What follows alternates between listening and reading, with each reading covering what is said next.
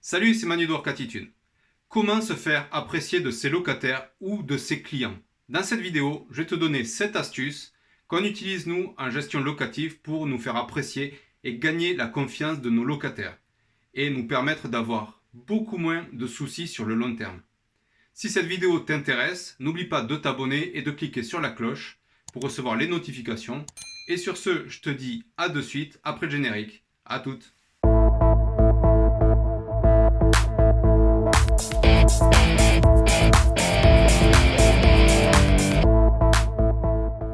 Ces dernières années, avec Barbara, on faisait de la gestion locative sur plusieurs appartements et commerces.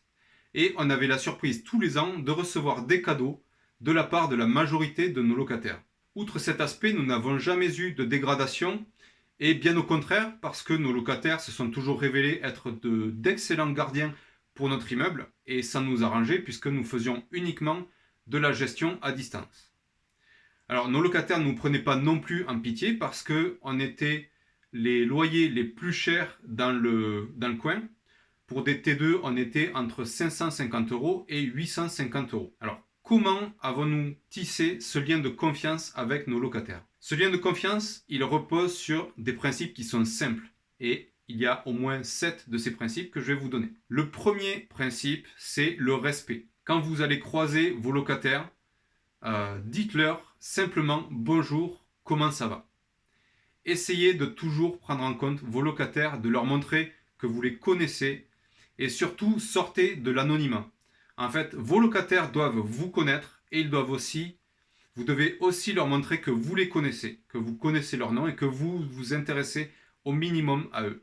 Ça paraît tout bête, mais c'est ultra important. Deuxièmement, il faut toujours faire ce qu'on dit. Parfois, quand on signe un bail pour appâter un petit peu un locataire, on va leur dire on va vous installer ci, on va vous installer ça.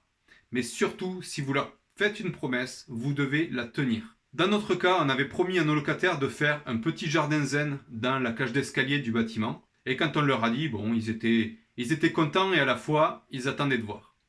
Et finalement, quand nos locataires ont vu qu'on avait fait ce jardin zen qui nous a pris du temps, qui nous a coûté de l'argent et qui finalement ne nous apportait pas grand-chose à nous, ils ont été déjà hyper contents, ils nous ont tous félicités.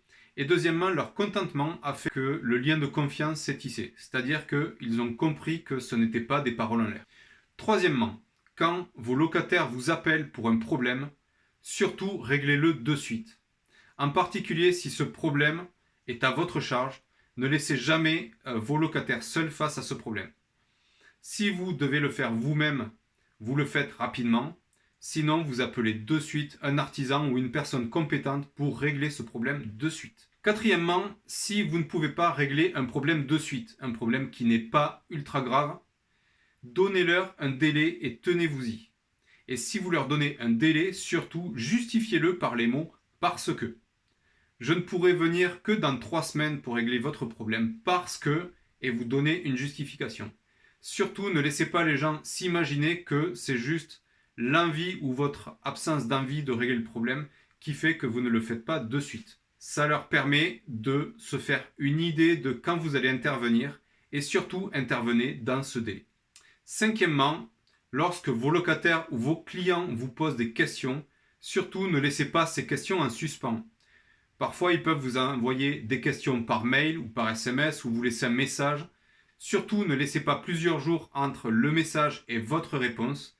Répondez le plus rapidement possible et si possible dans la journée.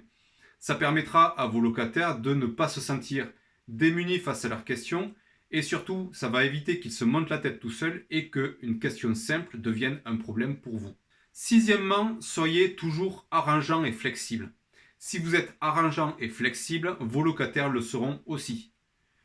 Par exemple, nous avons eu pendant la crise Covid des locataires qui avaient du mal à payer parce qu'ils étaient des professions indépendantes et du coup ils n'avaient plus de revenus. Ils nous ont demandé s'ils pouvaient payer la moitié en début de mois et l'autre moitié en fin de mois. Ce qu'on a accepté bien évidemment. Mais certains bailleurs n'ont jamais accepté d'arrangement et se sont retrouvés finalement avec des loyers impayés et des gens qui étaient mécontents. Par contre, vu que vous leur accordez une flexibilité, eh bien, en retour, ils peuvent aussi vous accorder une flexibilité si, par exemple, vous ne pouvez pas régler un problème ou toute autre chose. Septièmement, si vos locataires vous demandent de régler un problème et que ce n'est pas normalement à vous de le faire, alors là, ça devient un service. Et si ce service, vous n'êtes pas en capacité de le résoudre ou de l'apporter, vous leur dites gentiment que ce n'est pas à vous de le faire et que c'est à leur charge. Par exemple, un locataire qui va abuser et vous demander de leur changer une ampoule, clairement, vous leur faites comprendre que ce n'est pas à vous de le faire, mais vous leur faites comprendre gentiment. Soit vous y répondez, et dans ce cas-là, c'est un service que vous leur rendez, et généralement, quand vous leur rendez un service, vous avez quand même un service en retour. Nous, ce qu'on a pu observer, c'est quand on a rendu des services à des gens, déjà rien qu'un retour très plaisant, c'est que quand ils partent, ils vous laissent un appartement qui est nickel. On a une personne qui est restée plus d'1 an dans l'appartement et au moment de partir, elle nous a demandé si on pouvait lui faire une lettre de recommandation pour un autre bailleur, ce qu'on a accepté de faire. Et finalement, cette personne, quand elle est partie, elle nous a laissé un appartement qui était nickel et on n'a pas eu l'impression qu'une personne était restée dedans pendant 1 an. Donc, si vous pouvez leur rendre un service, eh bien, c'est aussi bien, ils vous en rendront un à leur tour. Voilà, cette vidéo arrive à la fin. Si vous appliquez ces quelques principes, qui sont quand même assez simples, vous aurez à coup sûr des résultats positifs. Parce qu'en fait, que veulent les gens? Ils veulent être pris en compte. Ils veulent que vous preniez en compte leurs remarques. Ils veulent que vous répondiez à leurs demandes. Et surtout qu'on leur donne des explications et qu'on leur montre qu'ils ne sont pas simplement là pour vous payer ou payer un service ou payer le fait de leur donner un toit, mais qu'ils sont là pour faire vivre votre business, qu'ils sont là pour faire vivre votre location. J'espère que cette vidéo vous a plu. Surtout, abonnez-vous s'il vous a plu. Et je vous dis à bientôt sur Work Attitude. Salut!